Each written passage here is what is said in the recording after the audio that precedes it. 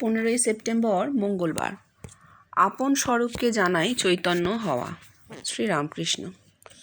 ঈশ্বরেতে মন রাখো, চৈতন্য হবে। শ্রী জীবনকৃষ্ণ। চৈতন্য হওয়াটা কি বাবা? আমার স্বরূপকে জানা। আমি এসব হয়েছি। বেদের তং জাত ভবসি বিশ্বত মুখ। আর এই সব হয়েছি, এই কথা কি যার চৈতন্য হয়েছে সে বলবে নাকি? না, তা চলবে না। এই সব হওয়ার চৈতন্য জগৎ তাকে দান করবে, তবে চৈতন্য হবে। না হলে তো বেষ্টির কথা বিশ্বাস করে নিতে হবে। বিশ্বাস ধর্ম নয়, ধর্ম প্রত্যক্ষ। ঠাকুর তো বলে গেলেন, আমি বেশি কাটিয়ে জ্বলে গেছি। তা জ্বলে গেলেন কোথা? দক্ষিণেশ্বরে সকলের সামনে জল তো বেশ ঠান্ডা দেখা যাচ্ছিল। হ্যাঁ, এই যে বলছেন ঈশ্বরেতে মন রাখো, চৈতন্য হবে, ঠাকুর বলছেন। তাহলে ঈশ্বরেতে মন তো ওইভাবে রাখা যায় না, কারণ কর্ম দিয়ে তো হবে না। মন ইন্দ্রিয়, মন রাখা মানে একটা কর্ম করা। নিষ্ক্রিয় অবস্থা হতে হবে। সক্রিয় সচেতন অবস্থায় মন তো ইন্দ্রিয়। মন যখন নিষ্ক্রিয় হয়ে যাচ্ছে তখন সেটা শুদ্ধ মন। ঈশ্বরেতে মন রাখার ব্যাপারটা আমরা ঠিক বুঝতে পারবো না, মানে ঠাকুর কেন বলছেন এটা বোঝা যাচ্ছে না। মানে সর্বদা ঈশ্বর চিন্তা করো, সেটাও হয় না কিন্তু। অর্থাৎ আপনা থেকে মনে সারাক্ষণ ঈশ্বর চিন্তা চলতে থাকবে, তৈল ধারার ন্যায়। এটাকেই যোগ বলেছেন। আগে এটাকেই যোগ বলা হতো, যে যাই করি না কেন ওই যে বাবুর বাড়ির দাসীর মতন কাজ করছে, কর্ম করছে, কিন্তু মন দেশের বাড়িতে পড়ে আছে। বা পাখি ডিমে তা দিচ্ছে, হ্যাঁ, মন ডিমে পড়ে আছে, চক্ষু ফ্যাল করছে। এই যে জিনিসগুলো, এটা হচ্ছে ওই ঈশ্বরেতে মন রাখা। অর্থাৎ ব্যবহারিক কাজ যা চলছে চলছে, কিন্তু মন ঈশ্বরে লিপ্ত। এইটে পঞ্চমভূমি ক্রস করে গেলে তবে হয়। প্রাণশক্তি পঞ্চভূমি ক্রস করে গেলে তবে হয়। ঈশ্বরীয় কথা বলা আর শোনা ছাড়া কিছু ভালো লাগে না। তাহলে এখানে কি করে হবে? এটা কি করে হবে? এটা তো সাধারণ মানুষ আমরা, আমাদের তো প্রাণ শক্তি, দেহের মধ্যে প্রাণ শক্তির কোনো ক্রিয়া নেই। একদম সোজা কথা, আমাদের দেহে তো সাধন প্রাণ শক্তির ক্রিয়াতে হয়নি। আমাদের যা হয়েছে তা হচ্ছে মাথায়, আত্মার সাধন মাথায় হয়েছে। কেন? আত্মা এক, সেই আত্মার সাধন চলছে, বিবর্তনে আত্মার সাধন চলছে, তাই মানুষের মাথায় সেটা ঠাঁই পাচ্ছে। এই হচ্ছে কথা। এতে আমাদের কারো কোনো কৃতিত্ব নেই। এইবার এই যে বলছেন চৈতন্য, চৈতন্যটা হচ্ছে এই আত্মার সাধন। আত্মার সাধনেই চৈতন্য। শক্তির খেলা শেষ। শক্তি ততদিন যতদিন দেহে সাধন ছিল। সুতরাং ঠাকুরের এই কথাটাই একটা মাখ থেকে যাচ্ছে, যেটা তখন একেবারেই বোঝা যায়নি। এখন বোঝা যাচ্ছে যে যদি চৈতন্যের সাধন হয়, যদি একের সাধন আত্মার সাধন হয়, তাহলে মানুষের মাথায় আপনা থেকে সেই সেলগুলো অ্যাকশন করতে শুরু করবে। ঈশ্বরের সেল, মন আপনা থেকেই সেখানে যাবে। কাউকে কষ্ট করে সেখানে পৌঁছতে হবে না। কষ্ট বলে আর কিছু নেই, চেষ্টা বলে কিছু নেই।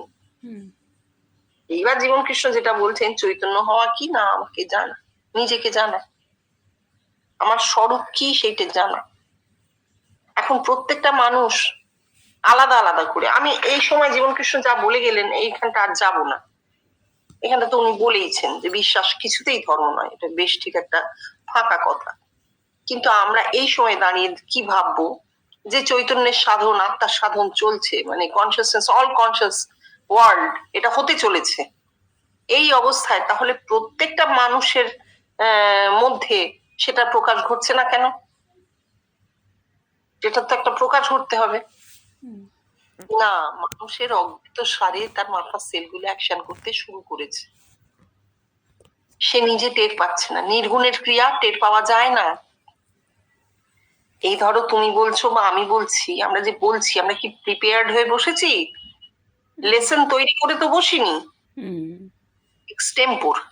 এটা, এই কথাগুলো নির্গুণের ক্রিয়া, এগুলো কেউ কিচ্ছু করতে পারে না, ভেবে বলা হবে না। তৈরি করে বসলে ভুল বলা হবে। ঠিক এইরকমই সারা জগৎ জুড়ে মানুষের মাথায় সেল অ্যাকশন করছে, আপনা থেকে খুলছে। তুমি তাকে ঈশ্বরত্ব বলতে পারো, তুমি তাকে ওয়াননেস বলতে পারো, তুমি তাকে কনসাসনেসের খেলা বলতে পারো, যা খুশি বলতে পারো। একদম প্রখর বিজ্ঞানী, যার কোন রকম বিশ্বাসের গল্পই নেই, ধর্ম সম্পর্কে বিশ্বাস যার কিচ্ছু নেই, সেও কিন্তু কনসাসনেসটাকে মানে, চৈতন্যকে মানে। এই চৈতন্য, এইটাই আমাদেরকে বুঝতে হবে যে ঈশ্বর বলতে ঠাকুর এইটাই বুঝিয়েছেন, ঈশ্বরত্ব বলতেও ঠাকুর এই চৈতন্যকেই বুঝিয়েছেন। ওই যে যখন বলছেন বেশি কাটিয়ে জ্বলে গেছি, তখন আসলে তার দেহে চৈতন্যের অবতরণ ঘটেছিল। তো দেহে তো চৈতন্য ফেরার কথা নয়, একবার আত্মা সাক্ষাৎকারের পর চৈতন্য লাভ হয়ে গেল, সেই চৈতন্য কেন দেহে ফিরবে? দেহে তো ফেরার কথা নয় তার, কারণ সে তো বার্স্ট করে যাওয়ার কথা। যেমন অ্যাটম, যেমন জীবনকৃষ্ণ বলেছেন অ্যাটম বোম বার্স্ট করে, পরমাণু বোমা বার্স্ট করলে। তো যখন পরমাণু এসে গেল, এবার বোমা তৈরি, সে তো বার্স্ট করবে জগতে, তার তো দেহে ফেরার কথা নয়। তাহলে কি করলো? রিটার্ড করলো। অবতরণ আসলে রিটার্ড করা। জগতে কিছু না, দেহে ফিরলো, দেহে ফিরতে গেলেই তাকে শক্তি হয়ে ফিরতে হয়, সে আর চৈতন্য থাকে না, সে আর চৈতন্য থাকে না। দেহে যেই ফিরতে হলো, সঙ্গে সঙ্গে কি হলো? শক্তি হয়ে ফিরতে হলো অবতরণ।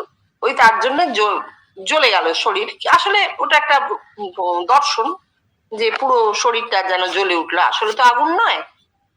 এই একটা ঘটনা ঘটলো, কিন্তু হ্যাঁ, এর ফল একটা হয়েছিল, সেটা হচ্ছে ঠাকুরের দেহটা সত্যি চিন্ময় হয়ে গেছিল। ওই যে চৈতন্যের অবতরণের ফলে, শক্তি রূপেই অবতরণ, সেই শক্তির অবতরণের ফলে ঠাকুরের দেহটা চিন্ময় হয়ে গেছিল। ওই ঠাকুর যাকে ছুতেন শাক্তি হতো, বা ঠাকুরের দেহ থেকে আরেকটা দেহ বেরিয়ে এসছে, সচ্চিদানন্দ যুগে যুগে অবতার, সে বলছে, বা বলছে না আমারই দেহ থেকে আমারই মতন একজন বেরিয়ে এসে আমার সঙ্গে খেলা করতো। এই যে বলাগুলোর মধ্যে দিয়ে আমরা বুঝতে পারছি যে তার দেহটা চিন্ময় হয়ে গিয়েছিল। দেহ চিন্ময় হলে দেহ থেকে অবিকল আরেকটা দেহ বেরিয়ে আসতে পারে। এগুলো অদ্ভুত, এবং সায়েন্স বলছে হ্যাঁ হয়, এই জিনিস হয়। কেন?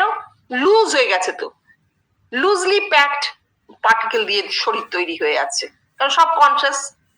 যেমন ধরো পরমাণু ভেঙে গেলে আয়োনাইজড অবস্থায় একটার সঙ্গে একটা তো আর জুড়ে থাকে না, খুলে থাকে। দেহটা এরকম আয়োনাইজড হয়ে গেছে, খুলে আছে, কিন্তু ওপর থেকে বোঝা যাচ্ছে না, চামড়ায় ঢাকা। এই ঠাকুরের এটা হয়েছিল, এবং জীবন কৃষির সময়ও আমরা সেটা প্রমাণ পাচ্ছি। কিন্তু এটা তো সবার নয়, এই জিনিস সবার নয়। যা সবার নয় তাকে ধরা ঠিক নয়। আমাদের দেহ থেকে তো আরেকটা দেহ বেরিয়ে এসে আমায় বলছে না যে এই যে আমি বসলাম তোর সামনে, বা যদি বিচ্ছিন্ন ভাবে ধরো তুমি একদিন দেখতে পেলে, সেও তো বিচ্ছিন্ন। জগতের সমস্ত মানুষ যখন দেখবে তখন তাকে আমরা নেব, তার আগে তো নেব না। সেটা এখন বিবর্তনের পর্যায়েতে আছে। নির্গুণের ক্রিয়া চলছে, এটাই হচ্ছে ব্যাপার। নির্গুণের ক্রিয়া চলছে, সেটাই একত্বের সাধন, ওয়াননেসের যে এটা চলছে, ইভলিউশনটা চলছে, সেটা নির্গুণে।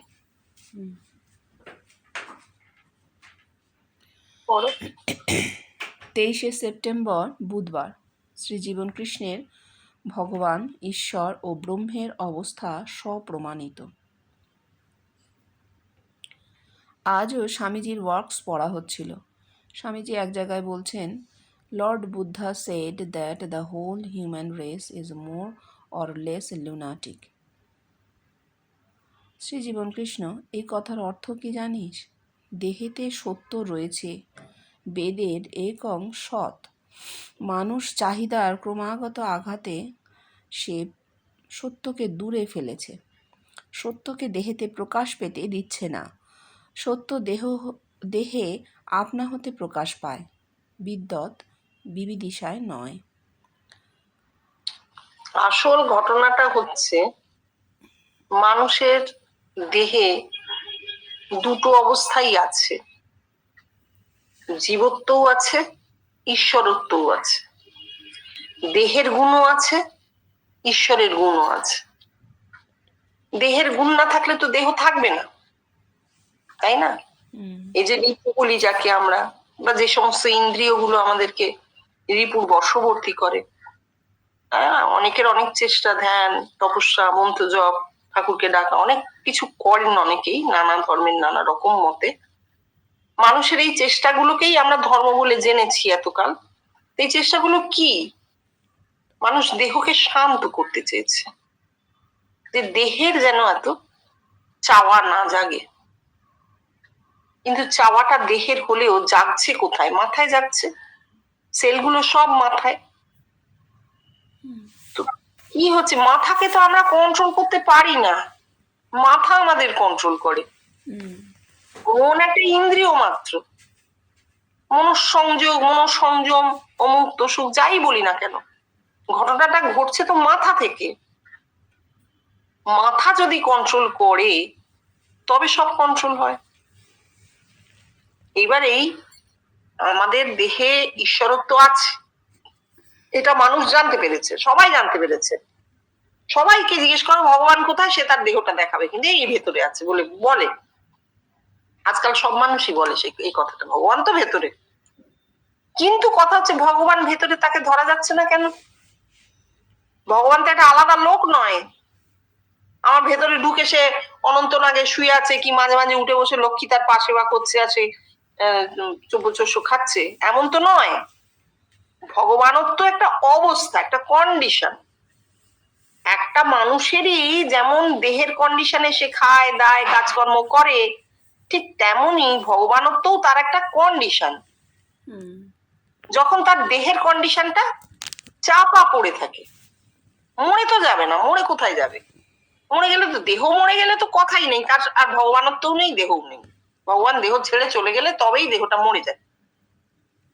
তাহলে কি হয়, দেহের কন্ডিশন গুলো চাপা পড়ে থাকে, রিপুগুলো ঘুমিয়ে পড়ে, ইন্দ্রিয়গুলো ঘুমিয়ে পড়ে, তখন তার দেহের ভগবানত্বের কন্ডিশনটা প্রকাশ পায়। এখন কি এই যে মানুষের চাহিদা ক্রমাগত আঘাতের সেই সত্যকে দূরে ফেলছে উনি বলছেন, কিন্তু মানুষের চাহিদাকে বলা যায় না। এটা হচ্ছে কাল, প্রত্যেকটা কালের একটা নিজস্ব চিহ্ন আছে। তাও তো জীবন কৃষ্ণ আমাদের এই কালটা দেখে যাননি, এখন তাহলে উনি কি বলতেন? আমাদের চাহিদা ঠিক কত দূর উঠেছে? আমরা মানুষকেই দোষ দিই, আমরা প্রত্যেককে বলি, নিজেদেরকেও বলি যে আমাদেরই তো ভুল, আমাদেরই তো অন্যায়, এত চাওয়ার কি আছে, আমাদের তো দুটো কাপড়ে কেটে যেত, ইত্যাদি ইত্যাদি। কিন্তু এগুলো যুগ চিহ্ন, যুগটাকে তো কেউ কন্ট্রোল করতে পারে না, যুগের গতিকে পাল্টে দিতে পারে না। যে বলে কাল ব্রহ্ম, এমনি তো বলে না কাল ব্রহ্ম, কারণ ব্রহ্ম অনিয়ন্ত্রিত, আমাদের নিয়ন্ত্রণের বাইরে। তার গতি এই দিকেই ছিল, সেই দিকেই সে গেছে। একটা বিরাট নদীর প্রবাহে খড়কুটো ভাসার মতন আমরা ভাসছি, প্রবাহ যেদিকে যাবে আমরা সেদিকে যেতে বাধ্য, এ কিছু করার নেই। তাহলে উপায় কি? উপায় হচ্ছে প্রবাহ কথা চিন্তাটা না করা। একদম মাথাতে আমার দৈহিক অবস্থা কি, আমার বাহ্যিক অবস্থা কি, আমার ব্যবহারিক জীবন কি, তা সেখানে আমি কিভাবে আছি, এটা নিয়ে না ভাবা, ওটাকে ছেড়ে দেওয়া। ওটা যদি আমার কন্ট্রোলে না থাকে, ওটাকে জাস্ট ছেড়ে দেওয়া। যদি ছেড়ে দেওয়া হয় তাহলে কিন্তু বাসনা কামনাও আমাকে সেভাবে বিরক্ত করবে না। আর যত আমি ভাববো, অ্যাকশনের একটা রিয়াকশন হয়। আমি ভাববো আমার তো পন্সেই চলে যায়, আমার পন্সি থাক। যেই আমি এটা একটা অ্যাকশন দিলাম মনকে, মন কিন্তু এর একটা রিয়াকশন খুঁজে নেবে। মন বলবে না না, তুমি কেন শুধু পন্স ভাবছো, দেখো তোমার সামনে এখন কত রকমের ক্রিম আছে, এগুলো আরো ভালো, এটা আরো ভালো, ওটা আরো ভালো। তা অসুবিধাটা এখান থেকে তৈরি হচ্ছে। আমি কি করবো, আমি ক্রিমটা নিয়ে ভাববই না, যা আছে মুখে দিয়ে দিলাম, আচ্ছা ঠিক আছে, এটা তো আছে। এইটা হচ্ছে আমরা করতে পারি, যেটা করতে পারি, আমল না দেওয়া। আমি যদি একটা বিষয়কে আমল না দিই, সেই বিষয়টা আমাকে বিরক্ত করবে না, এবং তখন ভেতরে যা যা সুপ্ত আছে সেটা জাগে। একজনের কথায় আমি কালকে পড়ছিলাম, বলা হচ্ছে যে তিনি সমকালীন রাজনীতি, সমাজ, কষ্ট, মানুষের দুঃখ, দারিদ্র, দুর্ভিক্ষ কিছু নিয়ে লেখেননি, লিখেছেন খুব আবছা। তো তার ডায়েরিটা আমি যখন পড়ছিলাম তখন তার ডায়েরিতে প্রথম কথা লেখা রয়েছে, রাত্রের আকাশের দিকে তাকিয়ে তিনি বলছেন যে এই যে গাছে গাছে ডালে পালায় তাড়াতে, নাম না জানা ফুলের হাসিতে তোমাকে আজ আমি দেখতে পেয়েছি। তোমাকে আজ আমি দেখতে পেয়েছি, এটা প্রথম লাইন। কোথায় দেখলেন তিনি? তোমাকে আজ আমি দেখতে পেয়েছি। এই যে অদ্ভুত ব্যাপারটা, অদ্ভুত কথাটা তিনি লিখছেন, অর্থাৎ অনন্তের মধ্যে, অনন্তকাল, অনন্ত ব্রহ্মাণ্ডের মধ্যে, গ্রহে তারায় যিনি আছেন, তিনি সেই যে অব্যক্ত ঈশ্বর, তাকে যেন তিনি অনুভব করতে পারছেন, সেই অনন্তের আনন্দকে অনুভব করতে পারছেন। যে ব্যক্তি অনন্তকে বোধ করে, সে কি একটা কালখণ্ডে আটকে থাকতে পারে? কুরুক্ষেত্র শেষ হয়ে গিয়েছিল, প্রচুর হতাহত, প্রচুর কিছু, কিন্তু আমরা সবাই জানি ওটা একটা সময়। আমাদেরও এই কুরুক্ষেত্রের যুদ্ধের সময়ই এসেছে, সেরকমই হচ্ছে চারিদিকে। এই সময়ও কেটে যাবে, আবার একটা অন্য সময় আসবে। সুতরাং ব্যবহারিক জীবন নিয়ে, তার চাহিদা নিয়ে আমরা ভাবতে যাব কেন? দরকার নেই, যা চলছে চলুক, যা চলছে চলুক। মাথাটা বরঞ্চ আমরা এই দিকটায় দেবো, এই অনন্তের দিকে দেবো। আমাদের সন্ধান অনন্ত। আমি অনিন্দিতা, আমি চাই না এইটুকুতে থাকতে, আমি চাই না এই পরিচয়, আমার এই দেহ পরিচয়, জাতি পরিচয়, কুল পরিচয় আমার চাই না। আমি যেখানে অনন্ত, আমি ইনফাইনাইট, লিমিটলেস এক্সিস্টেন্স। প্রত্যেকটা মানুষ লিমিটলেস এক্সিস্টেন্সকে খোঁজে, সেইটাই ঈশ্বরত্ব, সেইটাই চেতনা, চৈতন্য। আর কিচ্ছু নেই, আর কিচ্ছু নেই। জীবন কৃষ্ণকে দেখা সেই অনন্তকে দেখতে পাওয়ার মতন। কেন? কারণ তার মধ্যে দিয়ে ওয়াননেসটা ছড়িয়ে পড়েছে, তিনি লিমিটলেস হয়ে গেছেন, সেই মধুবিদ্যা। এই লিমিটলেস হয়ে যাওয়াটা আমি এত আনন্দ কেন পাই দেখে? কারণ আমিও লিমিটলেস হয়ে যাচ্ছি। দেখা মানে তো হওয়া, to see is to become. Shri Shri Ramakrishna কথামৃতের মধ্যে যখন গীতার কুরু সমদর্পণম কথাটি পাঠ হলো, তখন শ্রী জীবনকৃষ্ণ বললেন, গীতাকারের এই কথাটা কত বড় ভুল দেখ, সে যে সদাই পূর্ণ রে, তাকে আর কি দিবি। হ্যাঁ, এক তো ভগবানকে কিছু দেওয়া যায় না। ভগবান এখনো পর্যন্ত আমরা সবাই জানি যে এটা একটা অ্যাবস্ট্রাক্ট ব্যাপার। অ্যাবস্ট্রাক্ট মানে বস্তু বলে, ঈশ্বর বস্তু বলে আমরা কিন্তু এখনো তাকে পাইনি। এখনো আমাদের কাছে ঈশ্বর চেতনা। তো চেতনাটা তো আর এমন কোনো জিনিস নয় যে যাকে দেওয়া যায় বা যার থেকে নেওয়া যায়। আর চেতনা সদাই পূর্ণ। চৈতন্য তো তার পজিশন আছে, কিন্তু কোনো ম্যাগনিচিউড নেই, বিন্দুবৎ অবস্থা একটা। তো সেই বিন্দু ছড়িয়ে গেছে বিশ্বে, ঠিক আছে, সেও ঠিক আছে, কিন্তু সেখানে কি দেবো আর তা থেকে কি নেব? কিছুই দেওয়ার নেওয়ার নেই। এইটা উনি বলেছেন, সদাই পূর্ণ। একথা উপনিষদে খুব সুন্দর লেখা আছে যে পূর্ণ থেকে কিছু নিলে পূর্ণই পড়ে থাকে, পূর্ণকে কিছু দিলে পূর্ণই থাকে। পূর্ণস্য পূর্ণমাদায় ও পূর্ণমেবা অবশিষ্যতে। সুতরাং কিছু দেওয়ারও নেই, নেওয়ার। কিন্তু এইখানে যে গীতাকারের কথাটা, তৎকুরুষ্য মদর্পণম, মানে যা করবে আমাকে আমার পায়ে তার এটা ফেলে দাও, এটা নাকি বলা হয়েছে। এটা কেন বলা হয়েছে? এই কাজ একজন করতে গেছিলেন, তাকে যুধিষ্ঠির আটকেছিলেন, এটা করো না, করো না। কেন? কৃষ্ণের পায়ে ফল সমর্পণ করবো না? বললো, ওগো, কৃষ্ণকে যা দেবে 1000 গুণে তা ফিরবে। তা তুমি যখন ফল সমর্পণ করছো, তোমার তো অকাজ কুকাজের ফলও সমর্পণ করছো। তুমি ভাবছো তুমি মুক্ত হয়ে গেলে ফল সমর্পণ করে, কিন্তু তো 1000 গুণে ফিরবে। পুণ্যের ফল 1000 গুণে ফিরবে, যেমন পাপের ফলও তো ফিরবে। তখন সে থামলো। তো ঠিক এইটাই হচ্ছে ব্যাপার। আসলে এটা একটা সকাম ভক্তির গল্প। গীতাতে সকাম ভক্তির প্রচুর কথা আছে, তার মধ্যে এইটা একটা কথা। অর্থাৎ যা করছি ফল আমি কৃষ্ণের সমর্পণ করে দিলাম। কেন দিলাম? বাবুকে 1 টাকা দিলে বাবু পরিবর্তে 1000 টাকা দেবে আমার। এইটা হচ্ছে মনস্কামনা পূর্ণ হবে। সুতরাং এটা কাটা। আমি নিজেই বাবু, বাবুর কাছে আবার বাবু কি চাইবে? প্রত্যেকটা মানুষই সেই বাবু। সে জানে না সে বাবু, তুমি জানো আর না জানো তুমি রাম, তার কাছে চাইবে। এটা একটা কাল্পনিক ঈশ্বরকে খাড়া করে তার কাছে চাওয়া পাওয়া।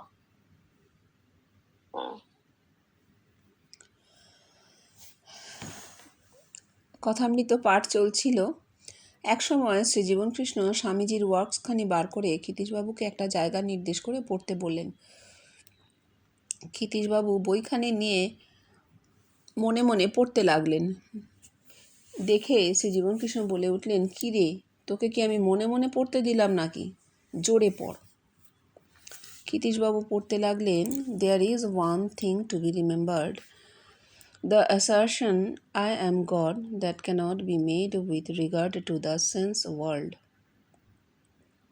So the affirmation of your divinity appeals to the nominal. ও শ্রী জীবনকৃষ্ণ, তোরা কেউ এর ব্যাখ্যা দিতে পারিস? ওরে, এটা ভগবানের ব্যাখ্যা। আমি তোদের কি বলি বাবা? আমি ভগবান, কিন্তু কোথায়? না আত্মিকে। ব্যবহারিকে আমি তোদেরই মতো মানুষ, আর আত্মিকে আমি ভগবান। এর প্রমাণ তোদের কাছ থেকে পেয়ে তবে আমি বলছি আমি ভগবান। আচ্ছা, শেষ থেকে শুরু করি। এই যে বলছেন স্বামীজির ওয়ার্কস থেকে পড়া হচ্ছে, আচ্ছা ঠিক আছে, স্বামীজির ওয়ার্কস থেকে পড়া হচ্ছে। স্বামীজি বলছেন যে একটা কথা মনে রাখতে হবে যে আমি ঈশ্বর, এই যে অ্যাসারশন, এই যে বলা, এই যে প্রকাশ, সেটা কখনোই এই বাহ্য জগতে বলার মতন নয়। অর্থাৎ বাহ্যিক জগতে ব্যবহারিকে আমি ঈশ্বর এ কথা ঘোষণা করা যায় না, প্রকাশিত হয় না। এটা কোথায় হবে? এটা শুধু ডিভিনিটিতে অ্যাপ্লাই করে। এই affirmation of your divinity applies to the nominal. Nominal মানে নির্গুণ, ফেনোমেনাল হচ্ছে সগুণ। অর্থাৎ ঈশ্বরত্বের প্রকাশ নির্গুণে, আমি ঈশ্বর, এই প্রকাশ শুধু নির্গুণে। এটা হচ্ছে স্বামীজির কথা। এই কথাটা বাংলাটা না করলে ঠিক বোঝা যাবে না। এবার জীবনকৃষ্ণ বলছেন এর ব্যাখ্যা কি হতে পারে? বলছেন বাবা, এটা ভগবানের ব্যাখ্যা। কিরকম? বাইরে ব্যবহারিক জগতে আমার ভগবানত্বের কোনো প্রমাণ নেই। কোনো মানুষেরই ভগবানত্বের প্রমাণ ব্যবহারিক জগতে হবে না। জীবনকৃষ্ণেরও হয়নি। তিনিও কালীবাবুর বাজারে পেঁপে কিনতে যেতেন, তিনিও মানুষের উপর রাগ দুঃখ করতেন, তাকেও খেতে হতো, তাকেও উঠে বাথরুমে যেতে হতো, বলতেন বাবা আমাকে একটু পথ দে। তারও চা খাবার সময় চা খেতে হতো, অসুখ হতো, ডাক্তার দেখাতে, সব হতো। ঠিক যেমন একটা মানুষ জীবন কাটায় সেই রকম। বারবার বলেছেন, take me as your friend, take me as an ordinary man. এটা কোথায়? ব্যবহারিক জগতে, সেন্স ওয়ার্ল্ড, যেখানে ইন্দ্রিয় ক্রিয়াশীল, দেহ ক্রিয়াশীল। আর তার ভগবানত্ব বলো, ব্রহ্মত্ব বলো, সেটা কোথায়? আত্মিকে, আত্মিকে, আত্মিক জগতে। আমরাও আত্মিকে তাকে জেনেছি, আর তার জন্য আমাদের যা কিছু পাওয়া প্রাপ্তি সেটা আত্মিকে হয়েছে, ব্যবহারিকে হবে না। অনেকের মনে অনেক প্রশ্ন জাগে যে আমি হয়তো এত পাঠ টাট করি, কত জায়গায় পাঠে যাই। অনেকে এরকম ভাবেন নিজেকে নিয়ে যে আমি তো এই সকাল থেকে পাঠ করি, আবার বিকেল বেলা কোনো পাঠ চক্রে চলে যাই, আবার সেখানে এত ঠাকুরের কথা আলোচনা হয়, রামকৃষ্ণ মিশনের এই কি বলে কথামৃতের ব্যাখ্যা হয়, জীবনকৃষ্ণের কথা আলোচনা হয়। আমি ধীরে ধীরে আমার মাথায় তো আর কিছু থাকছে না, শুধু তো ঠাকুর বসে আছে, শুধু জীবনকৃষ্ণ বসে আছে। এই যে ব্রহ্মত্ব আমার, তাহলে ব্যবহারিক জীবনটাও পাল্টে যাবে। আমি যেন খুব উদাসীন হয়ে যাব সংসার সম্পর্কে। হ্যাঁ, খেতে দিলে খাবো, না খেতে দিলে খাবো না, এরকম। কিন্তু না, তা হয় না, কখনোই তা হয় না। সাংসারিক জীবন যেমন থাকার সেটা থাকবেই, কিন্তু তার মধ্যেও ওই যে নিদ্রিত চেতনায় জেগে উঠবে তার ব্রহ্মত্ব। এটাই জীবন, এটাকে অ্যাকসেপ্ট করতে হবে। আর এই কারণেই এই সাধু ঋষি মহাত্মাদের যে সন্ন্যাসী মিশন, এটা ডিসকার্ডেড হয়ে গেছে। সাধারণ মানুষ এ থেকে দূরে সরে গেছে, যাবে, আরো দূরে সরে যাবে। কারণ এটা অ্যারিস্টোক্রেটিক এলিটিস্ট ক্লাস। এই ক্লাস তো থাকবে না, ব্রহ্মত্বে ক্লাস নেই। কে কাকে ক্লাস করবে? একই তো আছে, দুই তো নেই। আমি উঁচু তুমি নিচু তো হবে না, আমিই আছি, সব সর্বত্র আমিই আছি। এই জিনিসটা উনি খুব সুন্দর বলেছেন, আমি জানি না ভাষায় বোঝানো যাচ্ছে কিনা। হ্যাঁ, ওয়ার্কসটির অপর এক জায়গা নির্দেশ করে পাঠের আদেশ করলেন। স্বামীজি বলছেন, in reply to a question Ishwara, I give the following definition.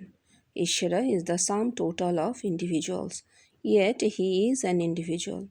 Samoshti or collected equals God. Beshti or analyzed equals Jiva. The existence of Ishvara therefore depends on that of Jiva. Thus, Jiva and Ishvara are coexistent beings. When one exists, the other must.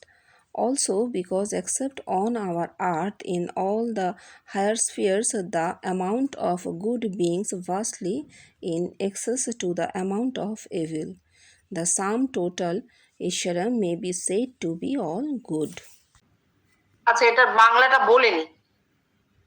Swamiji এটা ঈশ্বর কি এই প্রশ্নের উত্তরে তিনি বলেছিলেন যে ঈশ্বর হচ্ছে সমস্ত মানুষের, সমগ্র জগতের প্রত্যেকটি মানুষের টোটাল সমষ্টি, এইটা হচ্ছে ঈশ্বর। অথচ তিনি একজন। জগতের সমস্ত মানুষের সমষ্টি ঈশ্বর, অথচ তিনি একজন। এই যে সমষ্টি বা কালেক্টেড ইকুয়ালস গড, এই সমষ্টি ঈশ্বর, অথচ তিনি একজন। তাহলে বেশটি কি? জীব। সমষ্টি ছাড়া তাহলে ঈশ্বরত্ব নেই।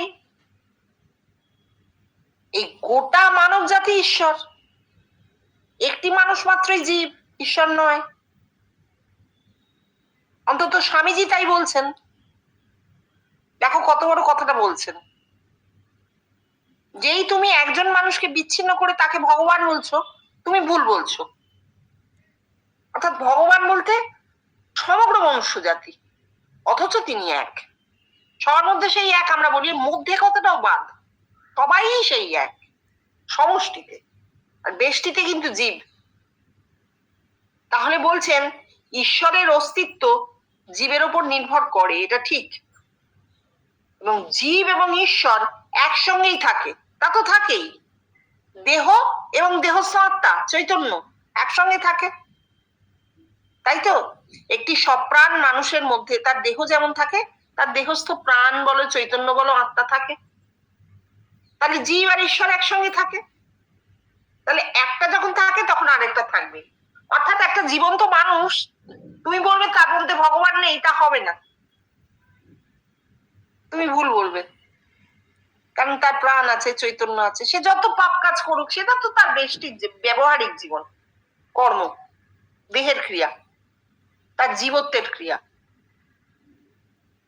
কিন্তু যে বেঁচে আছে, একজন বেঁচে থাকা মানুষ, তার মধ্যে যেমন জীবত্ব আছে, ঈশ্বরত্বও আছে, দেহের ক্রিয়াও আছে, আত্মার ক্রিয়াও আছে, থাকতে বাধ্য। হ্যাঁ, একটা থাকলে আরেকটা থাকবে। ভগবান তার দেহ ছেড়ে চলে গেলে সে মরে যাবে, সুতরাং তার জীবত্বও থাকবে না তখন। আবার বলছেন, also because except on our earth in all the higher spheres the amount of good being vastly in excess to the amount of evil. কি অদ্ভুত! দেখো কত বড় আশাবাদী মানুষ ছিলেন। আমরা একটু আগে সমাজ, অর্থনীতি, তার দুরবস্থা এসব বলছিলাম। মানুষ এই কন্টেম্পোরারি টাইমকে কেন ধরবে না, মুক্ত সুখ। দেখো কি বলছেন স্বামীজি, বলছেন এখনো পর্যন্ত পৃথিবীতে মন্দের থেকে ভালোর ওজন বেশি। এখনো পর্যন্ত পৃথিবীতে মন্দের চেয়ে ভালোর ওজন বেশি। আর তাই সাম টোটাল মানে সমষ্টি ঈশ্বর, একে বলা যায় অল গুড, মানে ভালো, সৎ, সমস্ত সৎ। সমষ্টি সবসময় সৎ। এইটাকে যদি আরেকটু ভাঙো, দেখো মন্দের চেয়ে ভালোর ওজন বেশি, এটাকেও আমরা বুঝতে পারবো। যখন আমরা জগতের দিকে তাকাই আর মন্দগুলো দেখতে পাই, যদি সেই মন্দগুলোকে সরিয়ে ভালোর দিকে দেখতে চাই, তাহলে দেখবো সত্যি সত্যি ভালো মানুষ অনেক বেশি। আমাদের এলাকায় যদি 5,000 মানুষ বাস করে থাকে, তার মধ্যে হয়তো 3 জন নেতা আছে আর তার সাগরে আছে আরো 100 জন। এই 103 জন বাদ দিয়ে বাকি মানুষ তো সাধারণ জীবন যাপন করে, তাদের মধ্যে তো এই অসততা নেই। তারা তো মন্দ নয়, তারা তো ভালো। এই একটা দিক সমষ্টির। আর যদি বেষ্টির দিক ধরো, তাহলে মন্দের চেয়ে ভালোর ওজন বেশি। কিরকম? একটা মানুষের নিজের জীবন,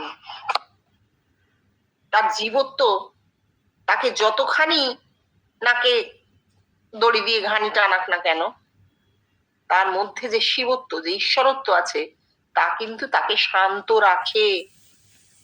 না হলে একটা মানুষ জন্মেই মরে যেত, বাঁচতেই চাইতো না।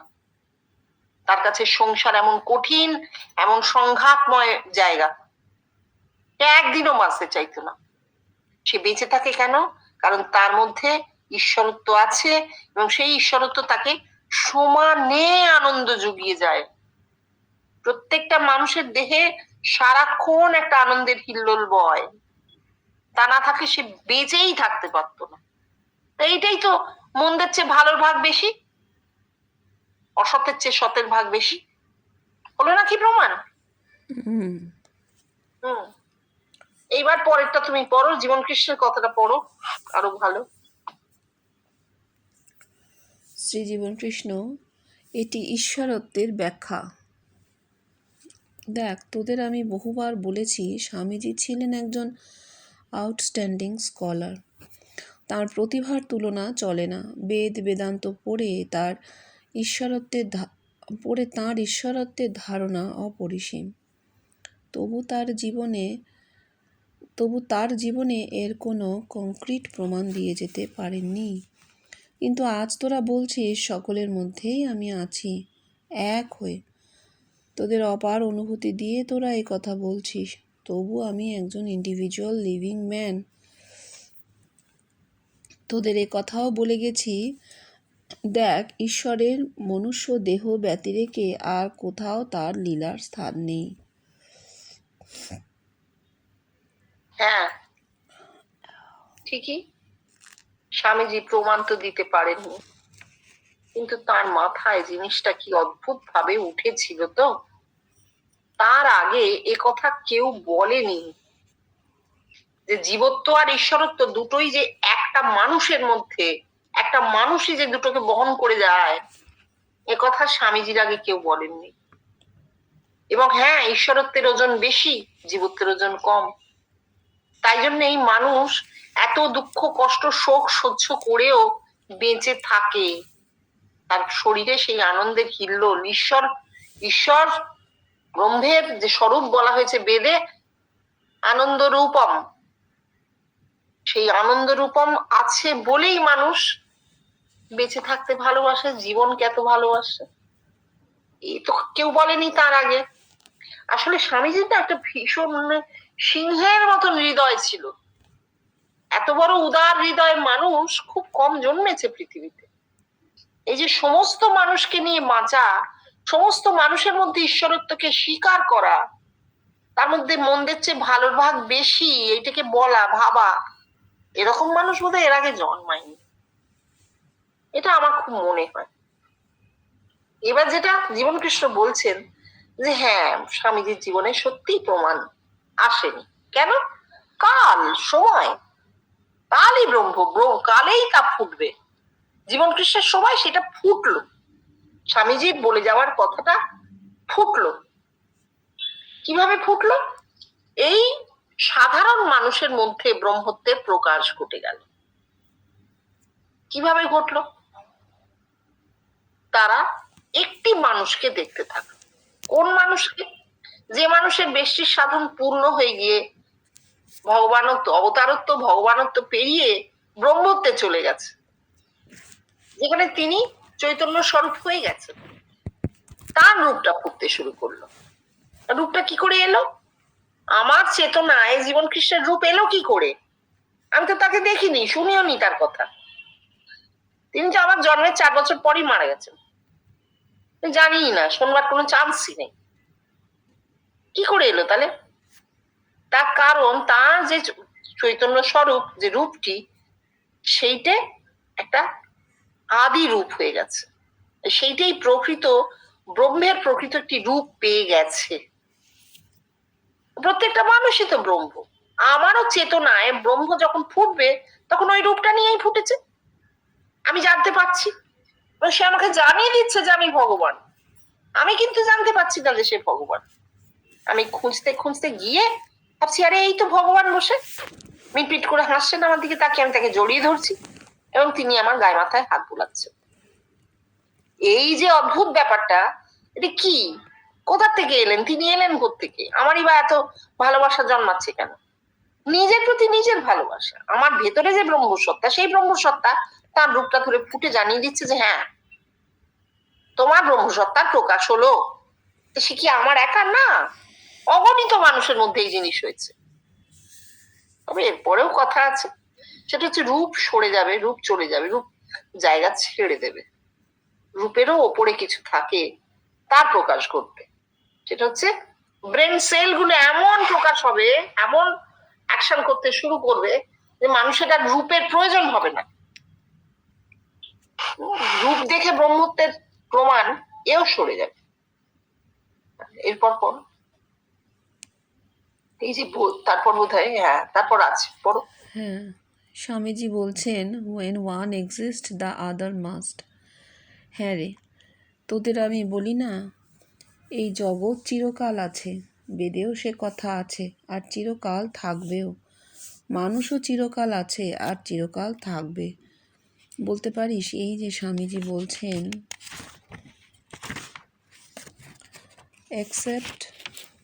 except on our earth in all the higher spheres।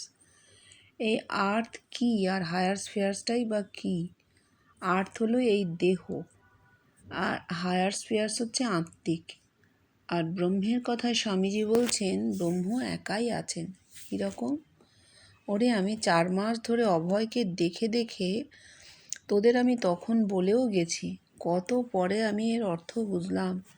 অভয়ং বৈ জনক প্রাপ্তোসি, অর্থাৎ আমি একাই আছি। দুজন থাকলে তবে তো ভয় করব। আমি একাই আছি, আবার এই প্রমাণও তোরাই দিচ্ছিস। এইটি ব্রহ্মের ব্যাখ্যা। তাহলে স্বামীজির কথা ধরে ভগবান ঈশ্বর ব্রহ্মের অবস্থা তোদেরকে দেখালাম। যদিও স্বামীজি তার প্রমাণ রেখে যেতে পারেননি, তবুও তার কনসেপশন অপূর্ব। হ্যাঁ, না বললে মানে না, তার ধরতে না পারায় কিছু এসে যাচ্ছে না, কারণ তার কথার সত্যতা প্রমাণিত হয়ে যাচ্ছে সমানে। স্বামীজি যা যা বলে গেছেন সেগুলো প্রমাণিত হলো পরে। সাধারণত বিজ্ঞান কি করে, আগে প্রমাণ হয় তারপর সেই কথাটাকে সিদ্ধ বলে ধরে। আর স্বামীজি দেখিয়ে গেলেন যে বিজ্ঞান আগে মাথায় ফোটে, তারপর তা জগতে প্রমাণিত হয়। না, ঠিক উল্টো দিক থেকে জাগতিক বিজ্ঞান আগে মাথায় স্থান পায়, তারপর তা জগতে প্রকাশ হয়। ঠিক সেইটাই হয়েছে। এই যে হায়ার স্ফিয়ার, একটা হচ্ছে দেহ, আমরা পরিষ্কার জানি ষষ্ঠ ভূমি পর্যন্ত দেহ নিচে, আর কপালের পরে ওপরে হায়ার স্ফিয়ার আত্মিক। মাথা হচ্ছে আত্মিকের স্থান, আর বাকি পুরো শরীরটাই হচ্ছে জীবত্ব। বেশটি কি ওই জীবত্ব দিয়ে শিবত্বকে ধরার চেষ্টা হয়নি। চেষ্টা বৃথা গেছে কি? না, চেষ্টা বৃথা যায়নি। ওগুলো সমস্ত ইভলিউশনের মধ্যে পড়ে। দেহের সাধন কমপ্লিট না হলে শিবত্ব আসতো না। এই এত কাল ধরে ওটা হয়েছে, তারপর শিবত্বের প্রকাশ। যে অদ্ভুত, এই যে স্বামীজি বলেছেন ব্রহ্ম একাই আছেন, এই কথাটা উনি বলছেন আমি এতদিন পরে বুঝলাম। অভয়ং বৈ জনক প্রাপ্তবর্ষী, অভয়কে দেখি। তো ওনাকে রূপ দেখাচ্ছে কেন? নেম সেক। অভয়কে না হলে কি করে বোঝানো যাবে? অভয়কে বোঝানো যাবে কি করে? বোঝানো তো যাবে না। অভয় নামের একজন ছিলেন, অভয় পদ কি যেন ভট্টাচার্য নাকি, সেই অভয়। তাকে দেখে তিনি বুঝলেন না রে এই তো অভয়। কেন অভয়কে দেখলাম? ও, অভয়কে দেখলাম, আচ্ছা আমি অভয় হলাম। বলে জনককে যাজ্ঞবল্ক্য বলেছিলেন যে জনক তুমি অভয় পদ প্রাপ্ত হইয়াছ। যদিও অভয় পদ ভট্টাচার্যের অভয় পদ নামটার মানে অন্য, যে তুমি অভয়ের আশ্রয় পেয়েছো, যেমন শিবপদ, শিবের পদ পেয়েছো, অভয়ের আশ্রয় পেয়েছো। পদ মানে এখানে চরণ, পা। আসলে অভয় পদ একটা কন্ডিশন, পদ মানে পজিশন, অভয়ত্বের পজিশন পেয়েছো, সেইটা দেখলেন জীবন কৃষ্ণ। অভয় কখন হয়? তখন মানুষটা একা থাকে, অদ্বৈত জ্ঞানের চূড়ান্ত অবস্থায়, সে একাই আছে, আর কেউ নেই। এইটা তাকে বলা হলো। অথচ জীবন কৃষ্ণ তো চোখ তাকালে সমস্ত জগৎটা দেখতে পাচ্ছেন তার চোখের সামনে, তাহলে তিনি একা আছেন কি করে হবে? এইখানে একটা কথা বলবার আছে যেটা আমাদের উপলব্ধিতে নেই। সেটা হচ্ছে জীবন কৃষ্ণ নিজে যে জগৎময় হয়ে গিয়েছিলেন তার প্রমাণ তিনি সারাক্ষণ পেতেন। তার দেহ সমেত, তিনি গোটা দেহ সমেত অন্যান্য নানা মানুষে পরিবর্তিত হয়ে থাকতেন। তিনি নিজের দেহটাকে দেখতেই পেতেন না। ওই চৈতন্যময় দেহ হওয়ার এইটে ফল। সারা জগতের কোনো না কোনো মানুষ, চেনা অচেনা, পরিচিত অপরিচিত মানুষে তিনি পরিবর্তিত হয়ে বসে থাকতেন, এবং মুখে হাত বোলাচ্ছেন, অন্য কারো মুখে হাত বোলাচ্ছেন, এবং যদি চেনা লোক হয় তিনি সেটা মুখে বলতেন, দেখ মুখে হাত বোলাচ্ছি, যেন আনন্দ মুখে হাত বোলাচ্ছি, এইভাবে বলতেন।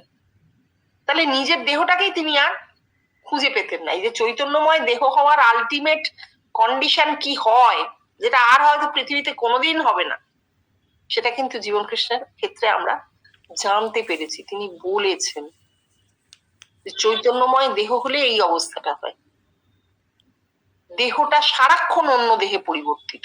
তার মানে জগৎ আর আমি যে এক, আমি আছি, জগৎটাই তো আমি, এই উপলব্ধি তাঁর হয়েছিল। তাই তিনি অভয় পদ। আমাদের ক্ষেত্রে কারোর অভয় পদ পাওয়া হবে না। কেন? কারণ আমরা এখনো জগৎ বিচ্ছিন্ন, আমি জগতের সঙ্গে এক হতে পারছি না। কিন্তু আমার নিজস্ব যে পরিচিতি, দেহ পরিচিতি, সেটা এত প্রবল যে কখনোই জগতের সঙ্গে এক হতে পারছি না, এটা হয় না। কিন্তু জীবন কৃষ্ণের এই ঘটনাটা ঘটেছিল, এর অদ্ভুত ঘটনা। এইগুলো আমাদের ভাবার জিনিস, যেটা কি হয়েছিল, মানুষের মধ্যে এই জিনিসটা ঘটেছিল। চট করে কেউ শুনলে বিশ্বাস করতে পারবে না। হ্যাঁ, বিশ্বাস করার দরকারও নেই, কিন্তু আমরা জানি এটা ঘটেছে, বিশ্বাস করার দরকারও নেই।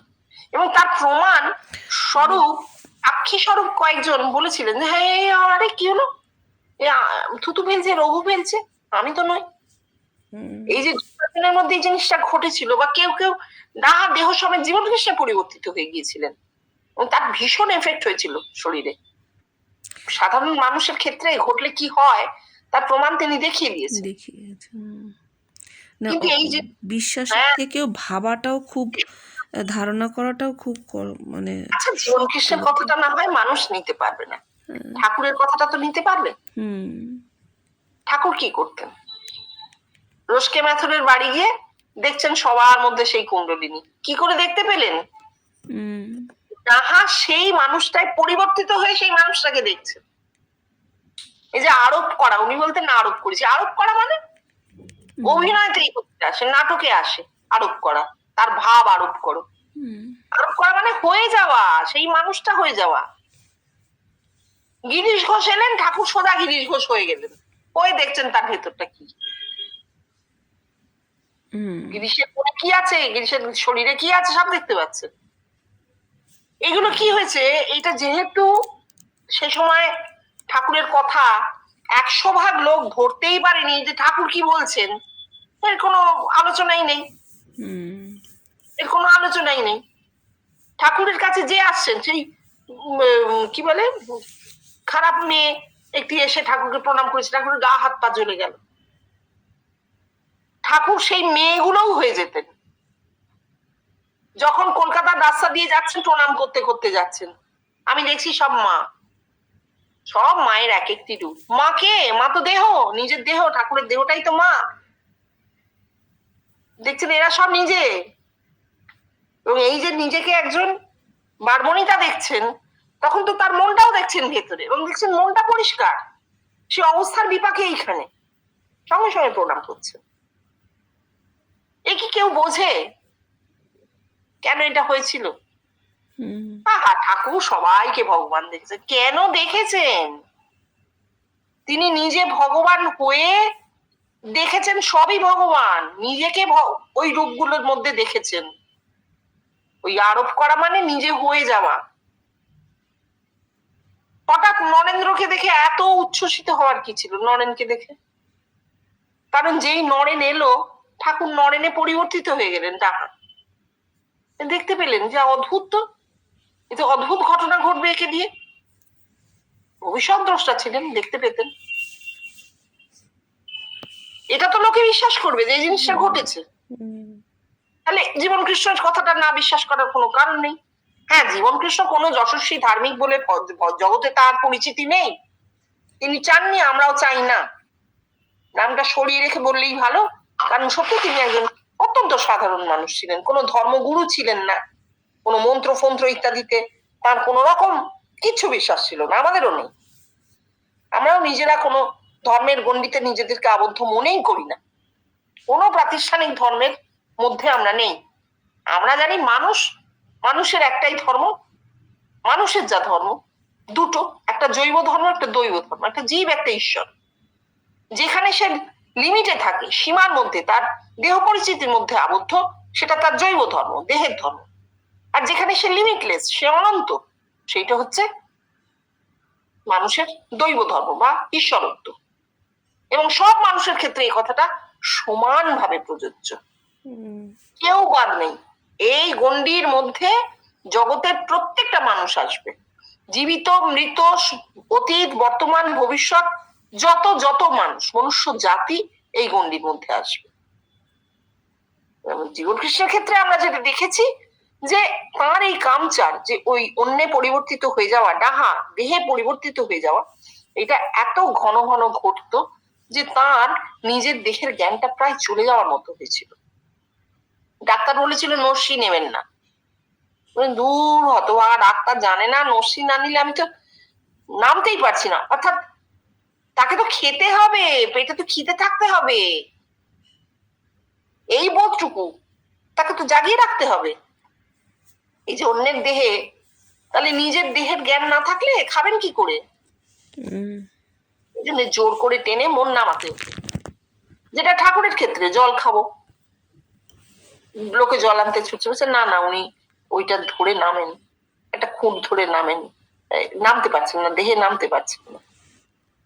এই সমাধি অবস্থা। সমাধি অবস্থা কি? সমাধি অবস্থা দেহ জ্ঞান চলে যাওয়া।